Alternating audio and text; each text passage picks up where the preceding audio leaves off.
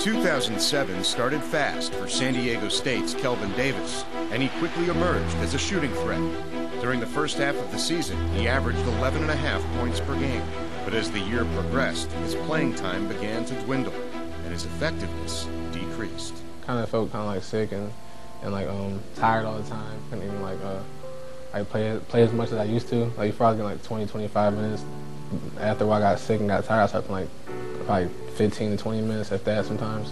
When Florida rolled around, I kind of like told coach after the conference tournament, coach and the trainer, I need to see a doctor, go to the hospital because like something really wrong. It was almost like it was gone into the muscles, and he was also having a lot of fatigue and I believe some night sweats as well, and it was clearly impacting his game.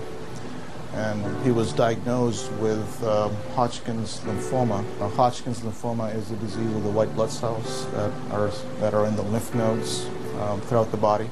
Like, well, it's like a 90% chance that, you're going to get through it. In this particular case involved the use of chemotherapy and radiation treatment that follows after the chemotherapy.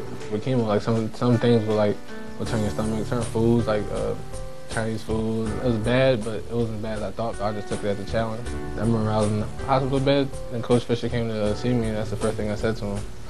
I'll be back next year, like that, and he kind of laughed and smiled. He understood what needed to be done. It was sort of like, my life will go on. This is just a little detour. It was really a tower of strength.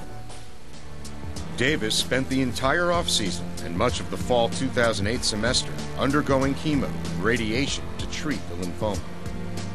Well, when I got stopped with chemo, then November comes and right before the season starts, it's kind of like, well, you got radiation now, so you take another step back. So it's kind of like, wow. So then the whole month of November, I was like, going back and forth from radiation to practice and coming in late and trying to do both, and I got tired after a while. It made him feel good to come in, get a sweat, and feel like he could still do what he loved to do. It was somewhat a carrot in front of his nose saying, I've done this since I could walk. I want to continue to do it as long as I can. I want to play. I want to be with my teammates. To be here and to have something to do and have a few hours a day to take your mind off of the chemotherapy and the doctor's visits or the medications, it has to be a plus for him. I'm just going to work hard to be out the next person, to get back out there. So go out there and compete and be how I used to be.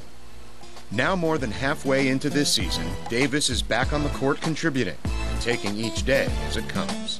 Getting my strength back and doing stuff I used to do, so it was like the doctor was right, it takes time for your body to heal up, so it's just slowly but surely, coming along. He wishes that it didn't happen to him, but I don't know of anyone that could have dealt with it, handled it, lived with it in a fashion better than what he's done.